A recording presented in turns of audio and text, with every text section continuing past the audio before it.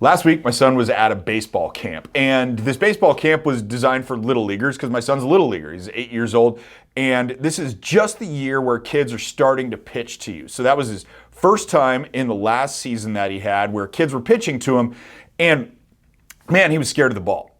He was so scared of the ball. He would stand in the batter's box and he would back away from the pitch when the pitcher was really in the windup. And as you can imagine, 8-year-olds, they're not throwing the ball that hard, but he was still scared of it.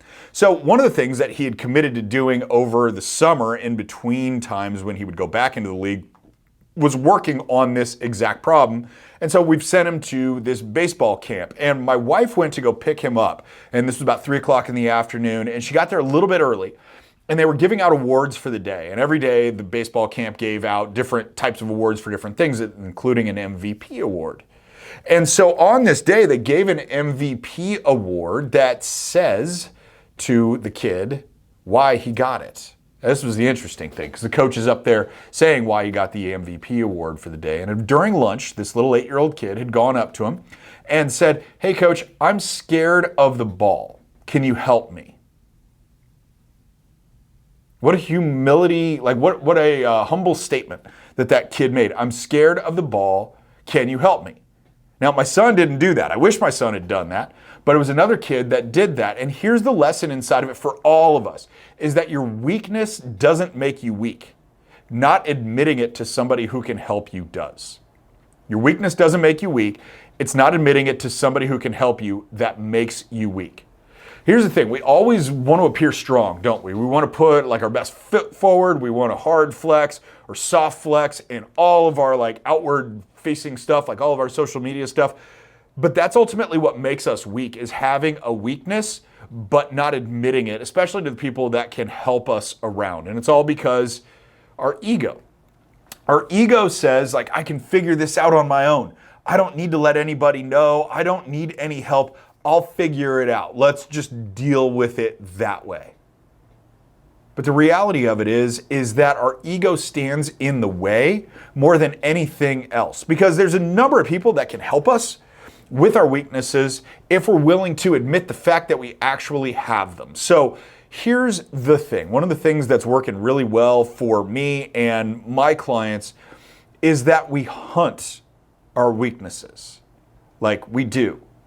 We have to start that with a little process. So the first thing is we've all made this commitment, and these are the people that are working with me. We've all made this commitment to stop lying because there's a tendency for people to lie. Now, there are big time lies, like saying you're in manufacturing when really you're in software, or saying that you went to the gas station when really you went to the strip club.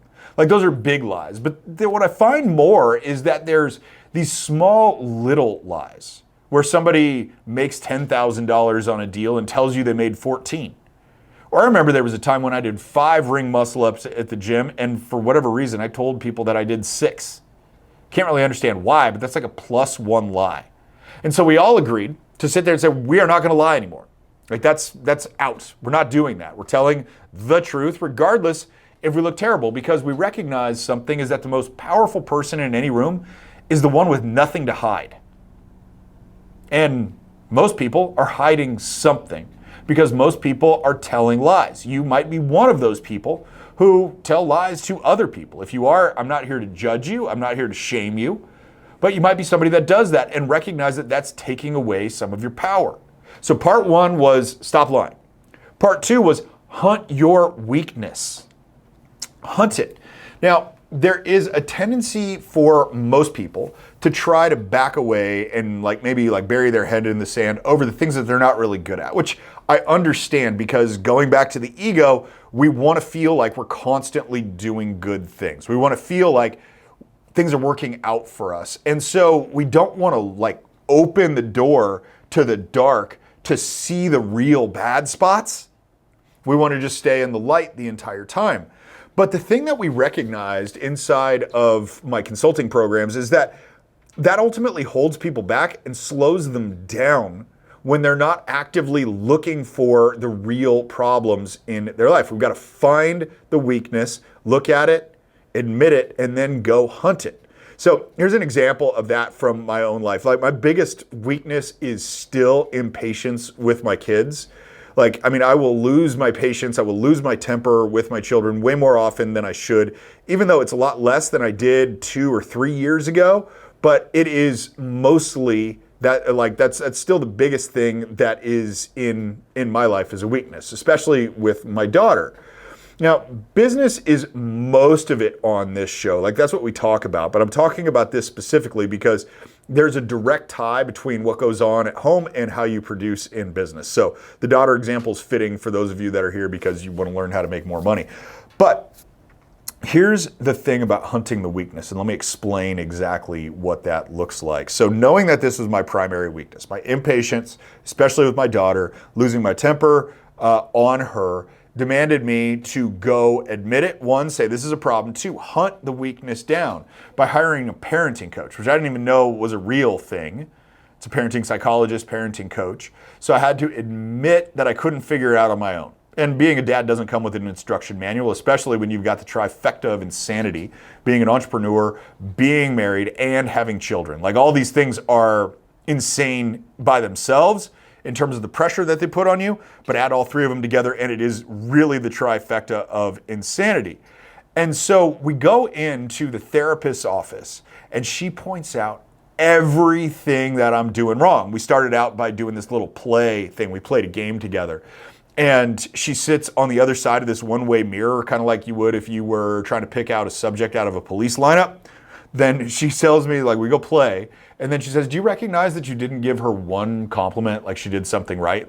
Good job. And I was like, no, I didn't notice that. She said, but you did 18 times tell her that she was doing something wrong and you fixed it for her. Like, oh, okay, got it. That's what I'm doing wrong.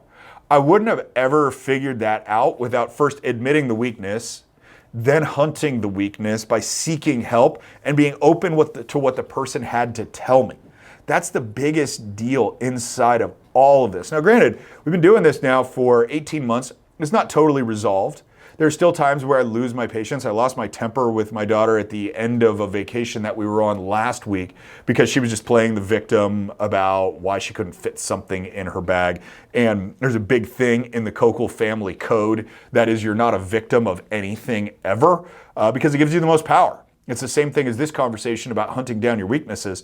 If you're a victim of something, you're giving the power to the person who's victimizing you versus when you're not a victim of anything, you get to retain all the power for yourself and you get to actually do something about it.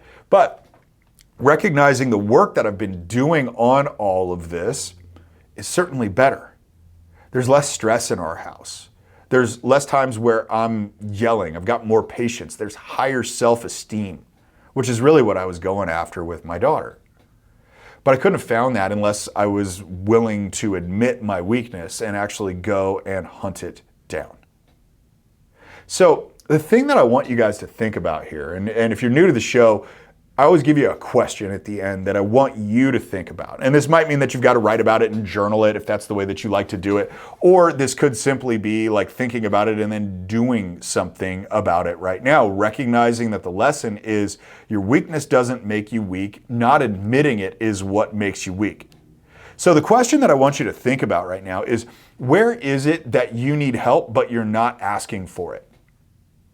This isn't like a mental health awareness month. I have no idea when that is or if that is a real thing. This is just in your life with your struggle. What is it that you are struggling with most? And it could be inside of a different domain, right? It could be that you're struggling in your business, but specifically you're struggling in your marketing. Where is it that you need help, but you're for some reason refusing to ask for it because you want to hide behind this like appearance and front of strength? Even though that's the thing that's making you the most weak. And of course, if you liked this episode, hit the like button and share it with somebody that you feel like needs to hear this message. Don't just keep it for yourself. Don't be selfish. If this episode was one where you felt like somebody needs to know, somebody in your life needs to hear what I just said, please share this episode with them.